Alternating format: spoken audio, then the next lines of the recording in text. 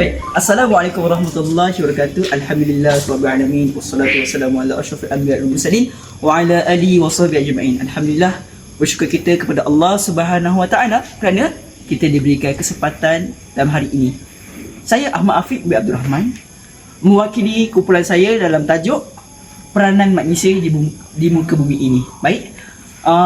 Seperti kita sedia maklum, Islam ini agama yang syumul, agama yang terdiri daripada pelbagai aspek kehidupan, akidah, syariat dan ibadah.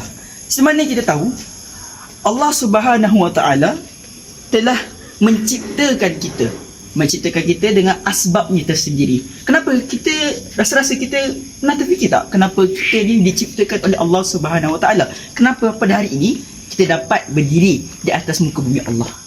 Dan Allah Subhanahu wa taala telah memberikan kita akal untuk berfikir, telah memberikan kita akal yang waras. Tetapi malangnya pada hari ini, kenapa berlakunya banyak kemungkaran di atas muka bumi ini? Seolah-olah perkara ini adalah perkara yang remeh. Sama-sama kita akan bincangkan dan bagaimanakah cara-caranya untuk kita mendekatkan diri kita kembali kepada Allah Subhanahu wa taala apabila kita berlakunya kemungkaran dan sebagainya. Sama-sama bincang dan sama-sama menghayati perkara yang akan disampaikan. Menurut Islam, manusia berasal dari Adam dan Hawa. Manusia merupakan makhluk Allah Subhanahu Wa Taala dalam sebaik-baik bentuk. Di samping itu, manusia dibekalkan dengan ilmu dan akal serta kemahuan. Apakah tujuan manusia diciptakan? Antaranya adalah untuk beriman dan bertakwa kepada Allah Subhanahu Wa Taala serta menjadi khalifah di muka bumi, mewujudkan perpaduan antara satu sama lain. Pandangan Islam mengenai penciptaan manusia. Al-Quran menyatakan proses penciptaan manusia mempunyai dua jenis yang berbeza, iaitu pertama, benda padat. Manusia pertama, Adam alaihissalam, diciptakan dari tanah debu, tanah liat, tanah lumpur hitam yang busuk yang dibentuk Allah Subhanahu Wa Taala dengan seindah-indahnya. Kemudian Allah Subhanahu Wa Taala meniupkan roh darinya ke dalam diri manusia tersebut. Kedua, dari benda cair, penciptaan manusia selanjutnya adalah melalui proses biologis yang dapat difahami secara saintifik, iaitu air mani. Pandangan Barat mengenai penciptaan manusia. Pandangan Barat mewujudkan fahaman berbeza berkaitan falsafah asal-usul kejadian manusia.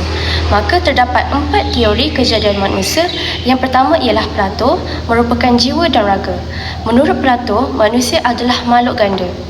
Yang kedua ialah Aristotle, berlawanan dengan Plato. Menurut Aristotle, yang wujud sebenarnya dunia indera, iaitu dunia nyata. Terangkum sifat benda wujud yang bersifatkan benda keras, ada yang bersifat hidup, vegetatif, sensitif, haiwan. Yang ketiga ialah Feuerbach, ialah di mana mereka percaya pada alam. Bagi manusia ialah makhluk yang berasal dari semula jadi. Yang terakhir sekali ialah Karl Marx, mempercayai bahawa manusia tidak bererti tanpa masyarakat, di mana manusia yang hidupnya akan ditentukan oleh keadaan ekonomi. Sekian, terima kasih. Apakah itu konsep insan kamil? Perkataan insan kamil berasal dari bahasa Arab, iaitu insan bererti manusia dan kamil bererti sempurna. Apabila kedua-dua perkataan ini digabungkan, ia membawa maksud manusia yang sempurna. Yang kedua, insan kamil merupakan golongan manusia yang suci, bersih, bebas dosa dan sempurna. Sebagai contoh, ahli ulama sentiasa menyatakan bahawa Nabi Muhammad SAW merupakan insan kamil. Apakah pandangan Islam tentang konsep insan kamil? Tahukah anda, orang pertama yang mengembangkan konsep insan kamil ini merupakan seorang ahli sufi, iaitu Husain Ibn Mansur Al-Hallaj. Menurut Ibn Arabi, manusia merupakan bukti wujudnya Tuhan. Manusia juga bagaikan cermin yang meyakini bahawa Allah Subhanahu Wa Taala wujud kerana terdapat sifat-sifat ketuhanan dalam diri mereka. Menurut Abu Al-A'la Al-Afifi, konsep insan Al-Kamil ini merupakan satu istilah umum bagi mereka yang telah mencapai kesempurnaan, iaitu ketika keberadaan seseorang itu sesuai dengan kewujudannya. Hanya para nabi dan wali sahaja yang telah mencapai darjat ini. Kemudian, menurut Abdul Al-Karim Al-Jalil terdapat dua bahagian tentang pandangan insan al-kamil ini? Yang pertama, insan kamil merupakan sesuatu yang mutlak, iaitu Tuhan. Tuhan mempunyai sifat-sifat baik dan sempurna yang patut dicontohi oleh manusia. Kedua, mereka yang mempunyai sifat sempurna dan mutlak itu mempunyai nama, sifat-sifat dan hakikat Allah Subhanahu Wa Taala. Bentuk kelalaian manusia terbahagi kepada dua, iaitu dari segi politik dan masyarakat. Isu yang pertama dari segi politik ialah gejala rasuah yang kerap berlaku antara ahli politik demi memenuhi permintaan peribadi tanpa memikirkan kesan kepada rakyat dan ekonomi negara. Isu yang kedua pula ialah ahli politik terlalu terkejar-kejar akan jawatan dan kuasa yang ingin disanjunginya untuk memerintah sehingga lupa akan tujuan seorang pemimpin yang perlu memikul tanggungjawab yang besar. Dari segi masyarakat pula, segelintir umat Islam di Malaysia sering meninggalkan solat fardu ketika bekerja dengan alasan sibuk atau kekangan masa. Selain daripada itu, masyarakat juga lalai dalam membantu sesama lain dan tidak ada rasa simpati sesama umat Islam ketika dilanda kesusahan. Dan isu yang terakhir ini juga sering menjadi bualan ramai pihak yang melibatkan golongan asnaf yang tidak mendapat bantuan zakat apabila sesetengah kalangan masyarakat gagal untuk menunaikan zakat. Seterusnya, cara mengatasi manusia yang sentiasa lalai, iaitu pertama ialah mempelajari ilmu berdasarkan Al-Quran dan hadis, memperbanyakkan bacaan Al-Quran dan fahami maksudnya yang tersendiri. Al-Quran merupakan mukjizat teragung Rasulullah SAW. Di dalamnya mengandungi segala rahsia ilmu dan pengajaran yang boleh diambil sesuai keperluan manusia yang sedang tercari-cari. Maksudnya, yang kedua ialah merenungi tanda-tanda kebesaran Allah yang ada di sekeliling kita, iaitu ma'rifatullah. Kita perlulah menyingkirkan sifat sombong dan merenungi kejadian alam kerana sesungguhnya kita perlu yakin bahawa ada kekuatan yang luar biasa yang mampu menciptakan alam yang sempurna ini. Seterusnya, yang ketiga iaitu berusaha keras melakukan amal perbuatan yang baik secara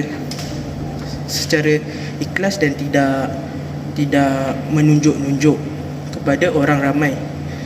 Kerana kita perlulah, sebagai contohlah, lakukan pembersihan hati dari sifat-sifat buruk dan menjaga kesuciannya. Dan seterusnya, akhir sekali, iaitu menyertai program-program ibadah atau ceramah-ceramah yang dibuat oleh pihak-pihak yang bertanggungjawab. Contohnya, orang-orang yang berada di masjid, orang-orang yang mengetahui ilmu-ilmu yang tinggi daripada kita yang tidak mempunyai, yang kurang ilmu. Selain itu juga kita dapat mengeratkan hubungan silaturahim antara manusia apabila kita menyertai program agama. Terima kasih. Alhamdulillah, kita telah sampai di penghujungnya. Marilah kita bincangkan antara ibrah yang kita boleh peroleh pada dalam kita punya perbincangan. Yang pertama, kita sebagai hamba Allah perlu ingat bahawa kita diciptakan ini bertujuan untuk apa? Untuk beriman kepada Allah, bertakwa serta menjadi khalifah di muka bumi Allah Subhanahu Wa Taala dan memakmurkan dunia, masyarakat dan alam sekitar. Kita perlu ingat bahawa dalam dunia setiap perkara yang telah diamanahkan oleh Allah Subhanahu Wa Taala, kita perlulah jalankan dengan sebaiknya. Yang kedua, memahami konsep Insan Al-Kamil. Insan Al-Kamil ini terdiri daripada golongan yang di mana suci, bebas daripada sebarang dosa dan sebarang perkara-perkara yang mungkar. Dan golongan ini terdiri daripada para nabi dan rasul. Yang terutamanya Nabi Muhammad sallallahu alaihi wasallam. Kita dapat lihat akhlak baginda, bagaimana kehidupan seharian baginda, bagaimana cara-cara dan bagaimana baginda memerintah pada masa zaman para sahabat, di mana penuh dengan hikmah dan sebagainya. Dan akhir sekali kita dapat lihat bagaimana dan apakah cara untuk kita mendekatkan diri kita kepada Allah Subhanahu Wa Taala. Ialah tidak dinafikan manusia ini melakukan dosa. Manusia ialah pendosa, tetapi kita dapat ingat bahawa Tuhan Allah Subhanahu Wa Taala Maha Pengampun. Sampai pun kita penat kat luar tu. Baik, kita sambung. Allah Subhanahu Wa Taala telah berfirman di dalam Al-Quran dalam surah Az-Zumar ayat 35. A'udzubillahi minasyaitonirrajim. Qul ya ibadilladzina asrafu ala anfusihim la taqnatu min rahmatillah innallaha yaghfiru dzunuba jami'a innahu huwal ghafurur rahim. Sekian dari saya, dari kami. Wabillahi taufiq wal hidayah. Assalamualaikum warahmatullahi wabarakatuh.